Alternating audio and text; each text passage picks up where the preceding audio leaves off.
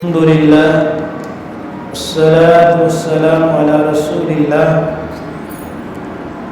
وعلى آله وأصحابه ومن تبعهم ومن والاه أما بعد۔ پرسوں ہم نے نماز کا سبق شروع کیا تھا۔ نماز کی تعریف ہم نے پڑھی تھی، اس کی بنیادی دو قسمیں ہم نے پڑھی تھی کہ فرضی اور نفلی نماز ہوتی ہے، پھر ان میں سے ہر ایک کی دو قسمیں ہوتی ہیں۔ فرض کی دو قسمیں ہیں، فرض عین اور فرض کفایہ، اور نفلی نماز کی بھی دو قسمیں ہیں۔ ایک وہ نفلی نماز جو کہ مطلق ہے اور دوسری مقید ہے۔ کل ہم نے دین اسلام کے اندر نماز کا جو مقام اور مرتبہ ہے وہ پڑھا تھا، اور نماز کے دوسری عبادات سے جو امتیازات ہیں وہ ہم نے پڑھے تھے۔ کوئی یاد ہے کہ نماز دوسری عبادات سے کیوں ممتاز ہے؟ جی، جتنی عبادات فرض ہوئی ہیں اللہ کے رسول صلی اللہ علیہ وسلم زمین کے اوپر تھے، لیکن جب نماز کی فرضیت کی باری آئی تو اللہ تعالیٰ نے 7 آسمانوں کے اوپر معراج کی رات نماز کو فرض کیا۔ جی، کوئی اور فرق اس کے علاوہ؟ جی، سب سے زیادہ جس فرض کا قرآن مجید میں آیا ہے وہ نماز ہے۔ سب سے زیادہ فرائض میں سے جس چیز کا تذکرہ قرآن مجید میں ہے وہ کیا ہے؟ نماز۔ جی، اور اس کے علاوہ تعالیٰ نے جو بندوں کے اوپر چیزوں کو واجب کیا ہے ان میں سے پہلا واجب کون سا ہے؟ نماز ہے۔ جی، اور ایک اور اس کی خاص خاصیت ہم نے پڑھی تھی، باقی عبادات وہ کوئی سال میں ایک مرتبہ ہے، کوئی زندگی میں ایک مرتبہ ہے، کوئی سال میں ایک مہینہ ہے، لیکن یہ واحد عبادت ہے کہ ایک دن اور رات میں روزانہ کی بنیاد پہ یہ 5 مرتبہ انسان کے اوپر فرض ہے۔ اچھا، نماز کی اہمیت کے متعلق کوئی حدیث کل جو ہم نے پڑھی تھی؟ ہاں، آپ صلی اللہ علیہ وسلم نے فرمایا یہ نماز میری آنکھوں کی ٹھنڈک ہے، اور اس کے علاوہ نماز دین کا ستون ہے، یہ بھی ہم نے پڑھا تھا۔ جی، اس کے علاوہ قیامت والے دن حقوق العباد میں سب سے پہلا اظہار کس کا ہوگا؟ نماز کا۔ اور اسی طرح حقوق اللہ، اسی طرح رسول اللہ صلی اللہ علیہ وسلم کی آخری وصیت بھی ہے کہ آپ صلی اللہ علیہ وسلم نے آخری وقت 2 چیزوں کی وصیت کی تھی، ایک نماز اور دوسرا اپنے متحد جو لوگ ہیں خادمین ان کے ساتھ اس نے سلوک کا رسول اللہ صلی اللہ علیہ وسلم نے حکم دیا تھا۔ ہم فضائل سے نکل کے اب ہم احکام کی طرف آ گئے۔ فضائل اور احکام میں فرق سمجھتے ہیں کہ نہیں؟ فضائل ہوتا ہے کسی چیز کی فضیلت بیان کرنا، کہ آپ ایک دن میں 5 نمازیں پڑھیں گے تو اس کی فضیلت کیا ہے، آپ کو اس کا کون سا اجر اور ثواب ملے گا، یہ ہوتی ہے فضیلت۔ احکام اور مسائل ہے کہ آپ اس عبادت یا اس چیز کے ایک چیز کو سمجھنے کی کوشش کرتے ہیں۔ مثال کے طور پہ نماز ہے، آپ نے قیام کس طرح کرنا ہے، رکوع کس طرح کرنا ہے، سجدہ کس طرح کرنا ہے، اور یہ تمام چیزیں جو تفصیل کے ساتھ احادیث کے اندر بیان ہوئی ہیں، ان کو کیا کہا جاتا ہے؟ یہ نماز کے احکام و مسائل ہیں۔ تو ہم تھوڑی سی تفصیل کے اندر جائیں گے۔ آج ہم پڑھیں گے کہ جب نماز کی اتنی اہمیت ہے، کیونکہ ایک اہمیت ہم نے یہ بھی پڑھی تھی کہ شہادتین کے بعد، یہ نکلنے کے بعد جس چیز کی سب سے پہلے اور سب سے زیادہ تاکید آئی ہے وہ کیا ہے؟ وہ نماز ہے۔ تو جو نماز کا تارک ہے، تارک سے مراد نماز کو چھوڑ دینے والا، اس کا دین اسلام کے اندر کیا حکم ہے؟ اچھا، یہ سب سے پہلے بنیادی طور پہ جو نماز کا تارک ہے اس کی بھی 2 قسمیں ہیں، اس کی بھی 2، کیونکہ ہم نے تھوڑا سا تفصیل میں جانا تاکہ ہمیں پتہ چلے کہ دین اسلام نے ہماری نماز کے متعلق کیا رہنمائی کی ہے، اور علماء نے جو دلائل ہیں اس سے کیا کیا استنباط اور اجتہادات کر کے تو دین کو ہمارے لیے آسان بنایا ہے۔ ایک نماز کا تارک وہ ہوتا ہے جو سرے سے نماز کا منکر ہے، انکار کر دیتا ہے، وہ کہتا ہے دین اسلام کے اندر نماز ہے ہی نہیں، ایک یہ تارک ہے۔ اور دوسرا نماز کا تارک وہ ہے جو نماز کو دین کا حصہ سمجھتا ہے لیکن کاہلی اور سستی کی وجہ سے نماز نہیں پڑھتا۔ کیا یہ دونوں تارک ایک ہی صف میں کھڑے ہوں گے؟ ان دونوں کا ایک ہی حکم ہے؟ نہیں۔ جو پہلی قسم ہے نا، ایسے آدمی کے متعلق تمام علماء کا، تمام مذاہب، وہ ائمہ اربعہ ہوں، تابعین ہوں، صحابہ ہوں، سب کا اجماع اور اتفاق ہے کہ ایسا بندہ کافر ہے، مرتد ہے، وہ مخرج عن الملہ ہے، وہ آدمی دین اسلام سے کیا ہو جاتا ہے؟ نکل جاتا ہے۔ جو صرف نماز ہی نہیں، دین اسلام میں سے کسی ایک دین اسلام کی اساس اور بنیاد کا انکار کر دے، وہ نماز کا انکار کرے، زکوٰۃ کا انکار کرے، حج کا انکار کر دے یا روزے کا انکار کر دے کہ یہ دین کا حصہ ہے ہی نہیں، تو ایسا بندہ کیا ہو جاتا ہے؟ کافر ہو جاتا ہے۔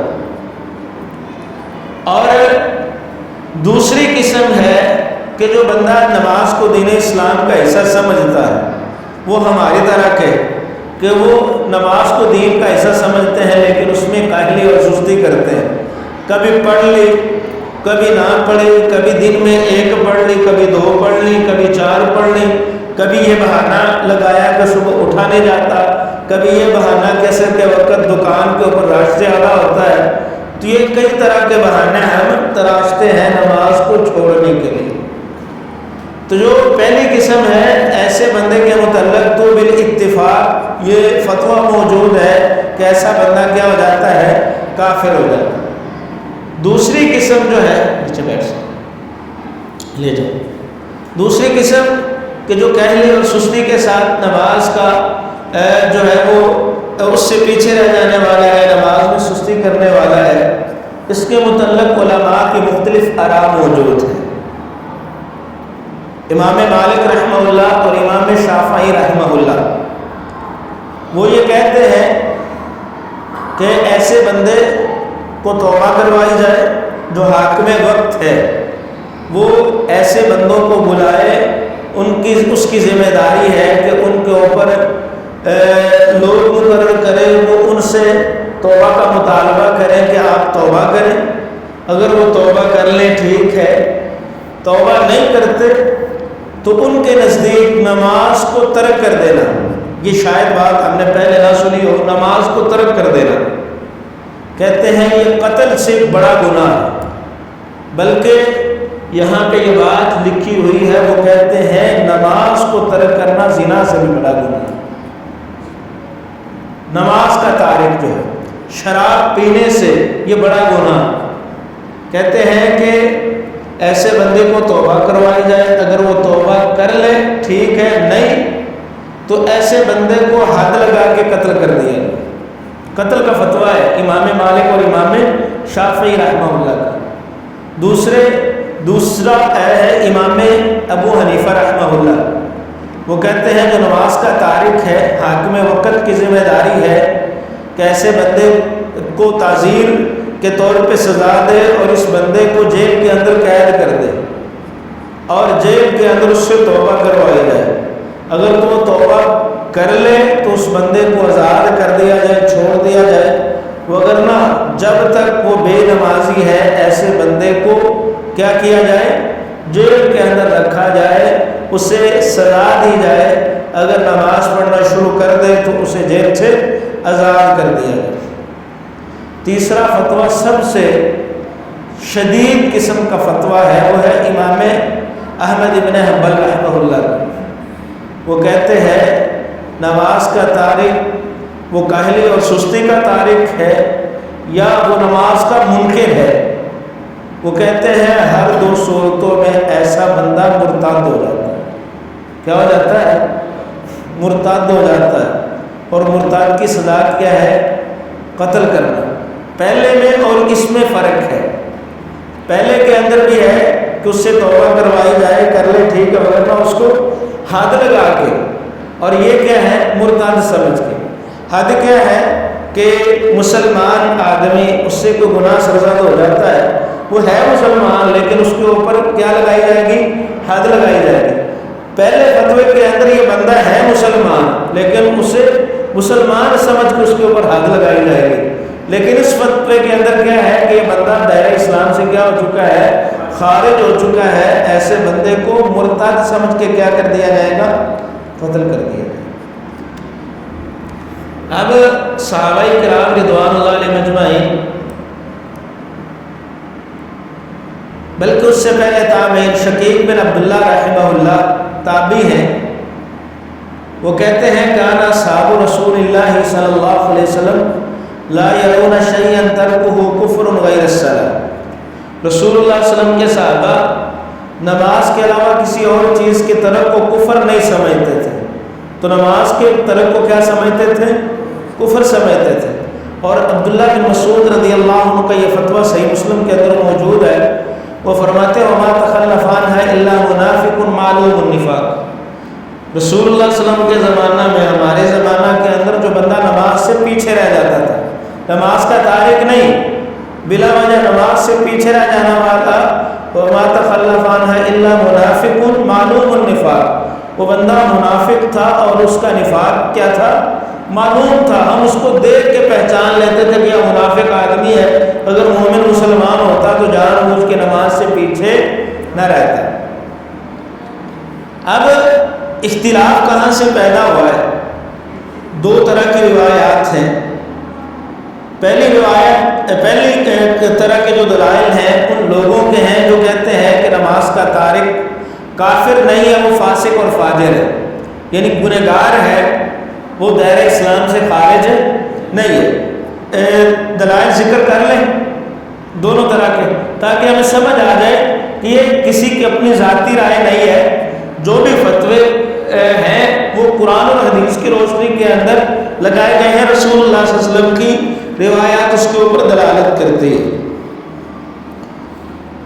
جو یہ کہتے ہیں کہ ایسا بندہ کافر نہیں ہے، اس کی پہلی دلیل وہ کہتے ہیں کہ رسول اللہ تعالیٰ قرآن مجید میں فرماتے ہیں ان اللہ لا یغفر ان یشرک بہ ویغفر ما دون ذلک لمن یشاء، اللہ شرک کو معاف نہیں کریں گے، اس کے علاوہ باقی جتنے گناہ ہیں اللہ تعالیٰ چاہیں گے تو اسے معاف فرما دیں گے۔ تو کہتے ہیں نماز شرک نہیں ہے، تو اس لیے اللہ رب العالمین اس سے معاف کر دیں گے، یہ کفر نہیں۔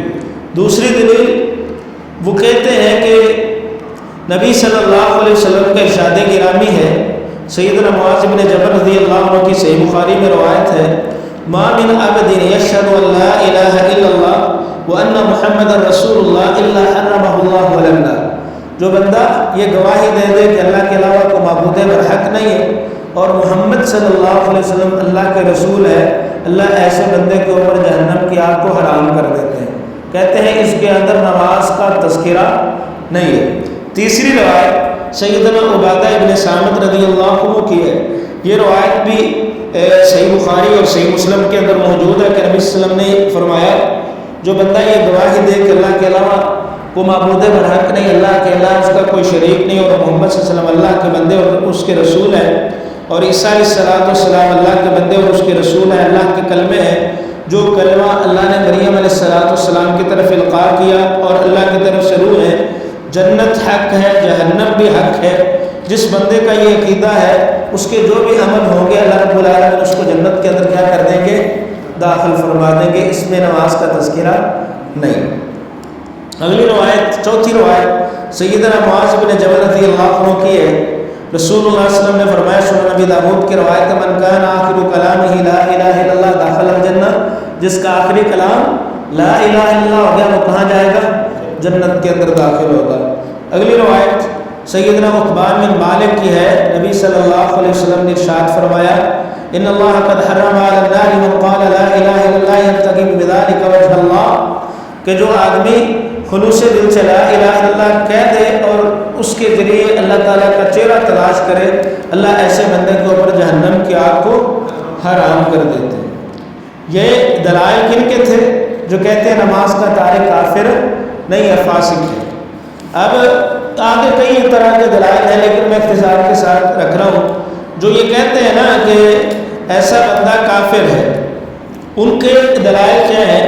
سب سے پہلی روایت آپ صلی اللہ علیہ وسلم نے فرمایا ان بین الرجل و بین الشرک والکفر ترک الصلاۃ، مسلمان بندے مشرک اور کافر کے درمیان امتیاز کرنے والی چیز کیا ہے؟ وہ نماز ہے۔ دوسری دلیل آپ صلی اللہ علیہ وسلم نے فرمایا العہد الذی بیننا و بینہم الصلاۃ، ہمارے اور غیر کے درمیان ایک چیز عہد ہے، ایک چیز کا ذمہ ہے، وہ ہے نماز۔ فمن ترکھا فقد کفر، جس آدمی نے اس کو چھوڑ دیا وہ کیا ہو گیا؟ کافر ہو گیا۔ تیسری دلیل سیدنا انس رضی اللہ عنہ بیان فرماتے ہیں، یہ موجم الاوسط للطبرانی کی روایت ہے کہ من ترک الصلاۃ متعمدا فقد کفر، جو آدمی جان بوجھ کے نماز کو ترک کر دیتا ہے گویا کہ اس نے کیا کیا؟ کفر کیا۔ اور قرآن مجید کی کئی آیات اس بات کے اوپر دلالت کرتی ہیں۔ اللہ تعالیٰ فرماتے ہیں فَإِن تَابُوا وَأَقَامُوا الصَّلَاةَ وَآتَوُا الزَّكَاةَ فَإِخْوَانُكُمْ فِي الدِّينِ، اگر لوگ توبہ کریں، نماز قائم کریں اور زکوٰۃ ادا کریں تب جا کے وہ تمہارے دینی بھائی ہیں۔ اگر وہ ایسا نہیں کرتے تو پھر وہ دین میں تمہارے بھائی نہیں ہے۔ مفہوم مخالف اس آیت کا یہی ہے۔ اور اسی طرح اللہ تعالیٰ نے فرمایا کہ جب جنتیوں اور جہنمیوں کا مکالمہ ہوگا تو جنتی جہنمیوں سے پوچھیں گے ما سلککم فی سقر، تمہیں سقر کے اندر کون سی چیز لے آئی؟ تو ان کا پہلا جواب کیا ہوگا؟ لم نک من المصلین، ہم نماز نہیں پڑھتے۔ اب دونوں طرف دلائل ہیں اور دلائل بھی مضبوط ہیں۔ اب جب دو طرح کے دلائل ہمارے سامنے ہیں،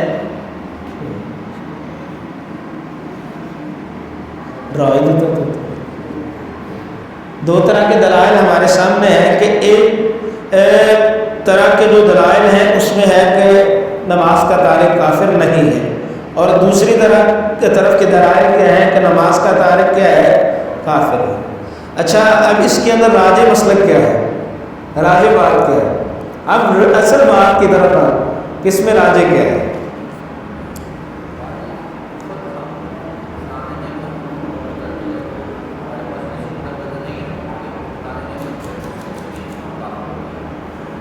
جزاک اللہ، قریب ہو گیا جواب، بارک اللہ فیک۔ اچھا، ایک چیز پہلی تو کلیئر ہے کہ اگر تو بندہ کوئی نماز کا منکر ہے وہ تو کافر ہے، اس میں کوئی شک نہیں۔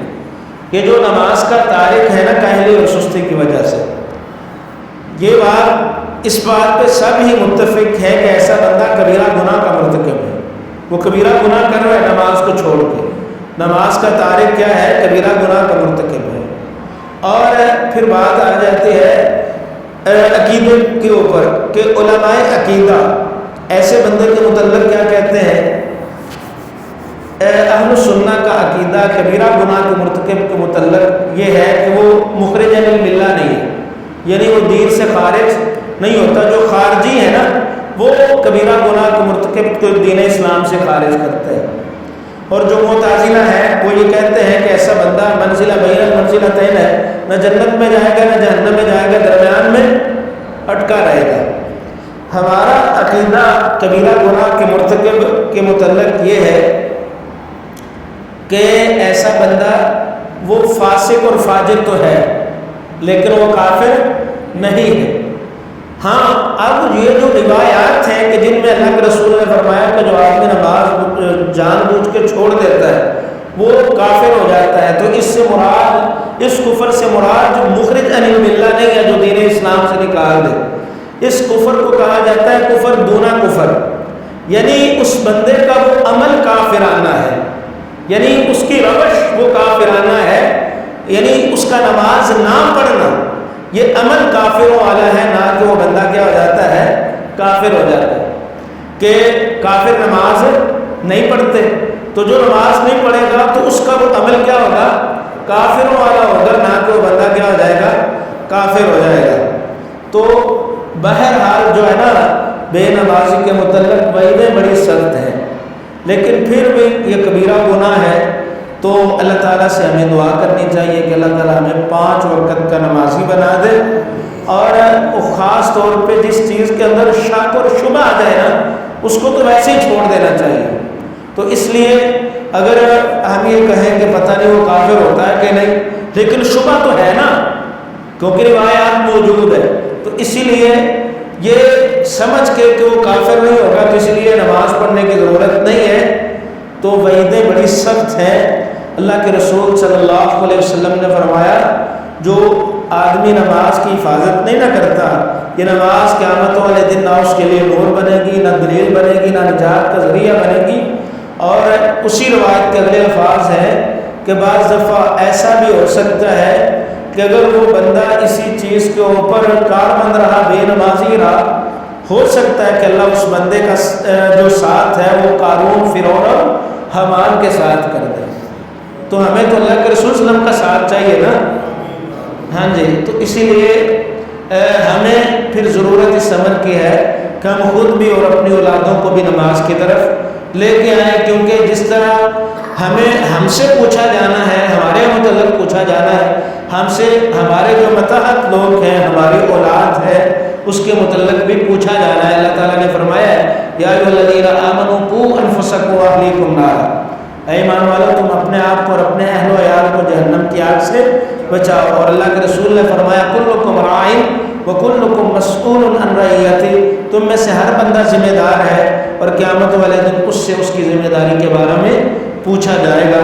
اللہ سے دعا ہے کہ اللہ تعالیٰ رسول اللہ صلی اللہ علیہ وسلم کی تعلیمات کو صحیح معنوں میں ہمیں سمجھنے کی، سمجھ کو اس کے مطابق اللہ پہ عمل کرنے کی توفیق عطا فرمائے۔